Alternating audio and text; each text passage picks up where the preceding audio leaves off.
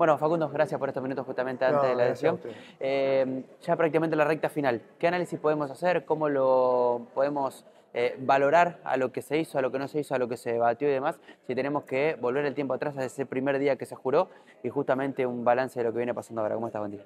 Bueno, primero agradecerte. El balance general, en principio conforme. Si pudiese volver el tiempo atrás, lo que hubiese preferido es tener más tiempo. El tiempo para mí fue muy tirano en esta reforma. Si bien nos dimos un plan de labor que cumplía todas las etapas que estaban previstas en el proceso de reforma, sobre todo lo que tenía que ver con la participación ciudadana, las audiencias públicas, los distintos sectores de la sociedad civil, hubiese estado muy bueno que eso pueda trabajarse con más tiempo, más tranquilo, de otra manera, y poder incorporar a la ciudadanía de forma más plena a todo el Varios proceso de debate. ciudadanos se acercaron a presentar sus proyectos, se los escuchó a muchos de ellos, pero ¿cuántos fueron tan influyentes, cuántos de esos proyectos o de esas visiones del ciudadano fueron tan influyentes para que justamente legisladores o los constituyentes puedan tomar una decisión en esos dictámenes que se elaboraron? Según mi perspectiva, de los 700 y pico de proyectos que se ingresaron, hay alrededor de 400 o un poco más que se incorporaron dentro de la Comisión de Declaraciones de Derechos y Garantías. Esa comisión puntualmente fue una comisión que, entre otras cosas, tiene por objeto incorporar todos aquellos sectores y aquellos nuevos derechos y artículos que no estaban en la Constitución original del 62. Todas las otras comisiones como que de alguna manera discuten la reorganización del poder. Hay una redistribución del poder y una reorganización institucional. La Comisión de Declaraciones de Derechos y Garantías, es un poco lo que yo llamo la comisión de la gente. Y ahí fue donde mayor cantidad de proyectos y propuestas hubo. En ese sentido, esta comisión yo creo que tuvo la capacidad de asimilar muchas de esas iniciativas. Hoy nosotros vamos a estar trabajando en la semana que viene cuando se traten esos temas. Vamos a incorporar colectivos que estaban invisibilizados, vamos a incorporar a los pueblos originarios, a las diversidades sexuales, las medidas de acción positiva en pos de la paridad de género, nuevas demandas, los artículos sobre el nuevo derecho, ambiente, agua, derechos digitales, todo eso fue un proceso de gran discusión que es lo que yo más me llevo, lo que yo siento como más enriquecedor. Si lo tengo que trazar un paralelismo con la gente, ¿crees que a la gente le importó de verdad la reforma constitucional? ¿Se interpeló en lo que se estaba haciendo? ¿Se logró informar? ¿O crees que la verdad que la gente no lo vio como en un segundo plano? No, yo creo que lo vivió en segundo plano. Creo que también tiene que ver con el momento del vínculo que existe hoy entre la política y la gente. Recordemos que tuvimos 2 elecciones este año y el nivel de participación fue muy bajo. Ese mismo nivel de participación yo siento que hubo en el marco de la convención, ese mismo marco de interés.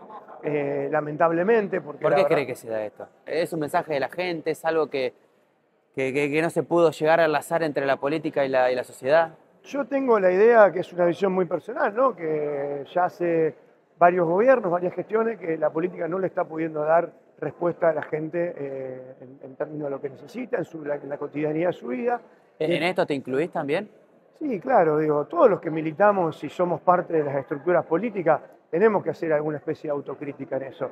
Digo, porque si no sería muy cómodo de mi parte patear la pelota para la cancha de otro partido o de otro dirigente, cuando en verdad nosotros también tenemos nuestras propias dificultades y creemos que tenemos que empezar a ver de qué manera volvemos a acercarnos a la demanda de la gente. Este proceso puntual de reforma creo que era una oportunidad, porque de alguna manera lo que se está rediscutiendo no es una ley, es un nuevo pacto social, una nueva forma de encuentro entre todos los santafesinos, y la opinión de cada uno creo que en esta oportunidad vale mucho, porque a diferencia de lo que pasa con las leyes o con la ordenanza, están menos atados a los movimientos pendulares de la opinión política o mayorías circunstanciales. Esto es algo que trasciende el tiempo y que creo que era una oportunidad para dejar plasmada una nueva forma de vínculo entre la política y la sociedad. En estos puntos de debates que mencionaste, uno de los artículos o de los puntos de inflexión o que se estaba pensando desde el inicio de la Constitución era qué iba a pasar con la reelección del gobernador, con esta cláusula transitoria y demás. El PJ votó a favor de esta cláusula transitoria. ¿Cuáles fueron los argumentos para apoyar en este caso el Plan de Unidos? El PJ votó a favor en bloque en la cláusula que tiene que ver con darle a la institución del gobernador una reelección. Luego, la cláusula transitoria que habilita a este gobernador, el PJ la votó de manera dividida.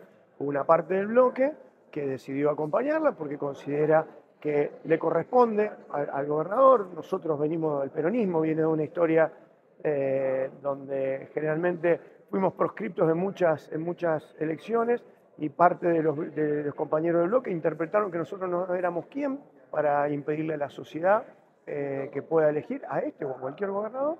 Y otra parte del bloque en la que yo estoy, creíamos que no le correspondía a este gobernador porque juró por la Constitución actual y en todo caso debería esperar un periodo para volver a ser candidato y ahí sí tener la posibilidad de su reelección. ¿Y cómo viste justamente más allá? Obviamente que está en toda la libertad de poder hacerlo, pero ¿cómo viste esa división dentro del bloque o que estos legisladores hayan votado a favor? No, yo lo veo perfecto. De hecho, lo charlamos mucho en el bloque y creo que habla de la fortaleza y la madurez que tuvo el Partido Justicialista para poder canalizar esas diferencias.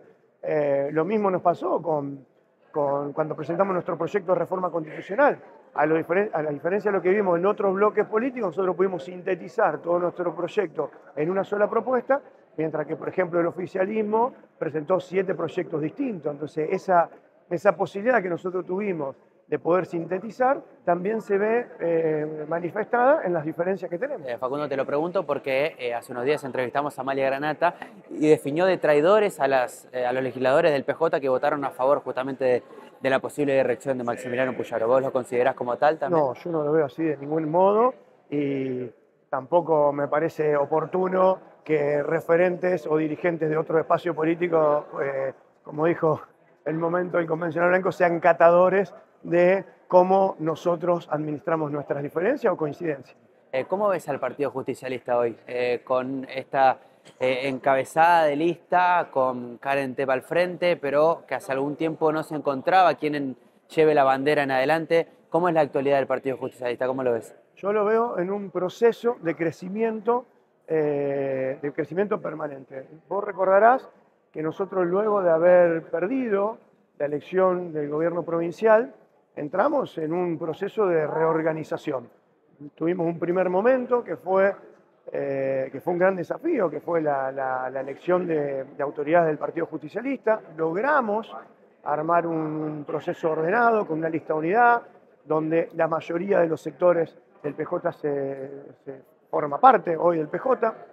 Luego tuvimos un nuevo desafío, que fue conformar la lista de convencionales constituyentes sabiendo que no teníamos elecciones paso, que para nosotros siempre ese es un mecanismo que nos permite ordenar, y tuvimos la madurez para armar una lista de unidad también, y todavía ahí habían quedado algunos sectores afuera, y hoy es como que pudimos seguir avanzando en ese camino y logramos una lista de unidad que contempla a todo el peronismo, o a gran parte del peronismo. Entonces, en vista de ese proceso, hoy yo veo que nosotros tenemos una lista muy competitiva, que tiene proceso de renovación, que también incorpora experiencia, que tiene coherencia y que creo que podemos o que vamos a hacer una gran performance electoral con posibilidad de ganar la próxima elección nacional. ¿Puede llegar a pelear, digo, a la Libertad Avanza o al partido hoy que está justamente liderando el presidente? Yo creo que sí, porque entiendo que el Partido Justicialista es la única oposición real a los procesos que estamos viviendo actualmente. Hoy el gobierno nacional ya empieza a resquebrajarse, o por lo menos lo que yo percibo, empieza a resquebrajarse porque está siendo muy duro con las medidas políticas que está tomando. Entiendo que el gobierno provincial es un espejo en la provincia de ese mismo formato de gobierno. La candidata que eligió el gobierno provincial es una referente reconocida del PRO, que viene manteniendo un nivel de convivencia con el gobierno nacional en todas las votaciones que se dan en el Congreso de la Nación, y aparece el peronismo o el Frente Más para Santa Fe, o mejor dicho, Fuerza Patria, como la única alternativa a estas dos visiones de gobierno. Así que lo veo muy competitivo. Lo último de cortito, Facu, si te tengo que preguntar algo relacionado a lo del inicio de este análisis de esta política nueva, de cómo lo analiza la gente y demás, ¿es un mensaje o cómo lo ves esta agresión que se dio a la caravana del presidente en Buenos Aires? Ahora que, a ver, esto, mira, yo el otro día discutía porque una de las cosas que quisimos incorporar en una de las cláusulas, que era sobre el artículo 11 de libertad de expresión, tenía que ver con terminar con los discursos del odio, poder dejar claro que la libertad de expresión tiene un límite que tiene que ver con la propagación de discursos del odio. Yo creo hoy que la Argentina en general está muy convulsionada, que hay un exceso de mala forma, de malos tratos, de odio, de réplica de eso, y que termina generando que cualquier descontento se manifieste de esta manera. Creo que hay que terminar con eso, creo que hay que encontrar la forma de canalizar las diferencias y ojalá la Constitución provincial ayude a eso, porque es el proyecto que nosotros queremos dejarle a los santafesinos para los próximos 30 o 40 años. Te conecto lo último con la parte nacional. ¿En qué crees hoy? Si tenés que, obviamente, hoy sus ideales están opuestos al presidente de la Nación, pero si tenés que enfatizar sobre una actitud, ¿en qué se equivoca hoy el presidente o en alguna decisión? Yo creo que hay el mayor grado de equivoco tiene que ver con la insensibilidad. Creo que es insostenible lo que hace con los sectores más vulnerables de la sociedad, con lo que hace con las personas con discapacidad, con lo que hace con los jubilados, con los adultos mayores. Nosotros las imágenes que vemos toda la semana a la puerta del Congreso, cuando estos sectores están tratando de sostener derechos que se han sostenido incluso en gobiernos que no fueron del peronismo y que los reprimen, los corren con gases lacrimógenos, cuestiones como esa, hacen a un nivel de sensibilidad que es insostenible para un país como la Argentina y sobre todo para un gobierno que es democrático. Eso es lo peor que hoy tiene el gobierno nacional. Me quedó pendiente una de las últimas. ¿Qué opinión tenés, por ejemplo, cuando Juan Monteverde se retiró en una de las sesiones? Entiendo que también por alguna discusión o que él manifestó que no debía estar en ese lugar. Hay quienes dicen que justamente el lugar para debatir y para consensuar, por más que esté de acuerdo o no, es este lugar que tenemos aquí a la derecha, esa sala de diputados o la sala de senadores. ¿Qué opinión te merece cuando un legislador se levanta, que puede pasar en el Congreso también, se levanta de su banca y se va y no se presta este debate? No, ahí hubo una situación muy puntual que tenía que ver con que los dictámenes de esa comisión no estaban, los dictámenes de mayoría de esa comisión, que son un poco los que ordenan el debate, no estaban a la hora que estaba citada la comisión. Entonces, permanentemente entraban dictámenes, salían, se corregían, porque entiendo que no había un ordenamiento dentro del mismo bloque oficialista, hasta que llegó una situación donde era insostenible el debate porque no había que debatir. Entonces, lo que pidieron es, bueno, cuando nos traigan los dictámenes, los podamos ver, podemos tomar nota de en qué punto estamos de acuerdo y en qué punto estamos de desacuerdo, podemos volver a sentarnos, pero tuvo que ver más con eso, no fue una situación para desmerecer el diálogo o el debate. Y por ahí algo de lo que se da en el Congreso, estas peleas entre algunos legisladores que se paran de una banca, que se filman y demás, ¿crees que este es un mensaje que le llega mal a la gente, que es necesario esa pelea para discutir? ¿Cómo lo ves también ese comportamiento de los políticos en sí? Yo creo que se ha tergiversado mucho el comportamiento y la actividad política, entre otras cosas, producto de las redes sociales. Creo que cada uno quiere tener su momento de fama, lo que puede llegar a mostrar, sin importarle muchas veces lo mal que le hacen a la institucionalidad de una provincia o de un país. Creo que yo lo veo pésimamente mal, lo veíamos ayer en el Congreso, cuando una diputada tapaba a otra diputada y se filmaban y se acusaban públicamente, cuando lo que estaba discutiéndose de fondo eran cuestiones serias. Después, hay mecanismos institucionales donde uno puede decir, bueno, yo te dejo sin quórum porque es parte del juego institucional, son parte de las reglas y de funcionamiento interno de un Congreso, de una legislatura donde eso vale. Pero lo otro es jugar con esta cosa de, bueno, yo te saco esto, te filmo, te tapo, porque eso me parece que desvirtúa el debate de fondo, que es lo que le importa a la Argentina y que es lo que nosotros tenemos que defender. Paco, muchas gracias. No, muchísimas gracias a vos.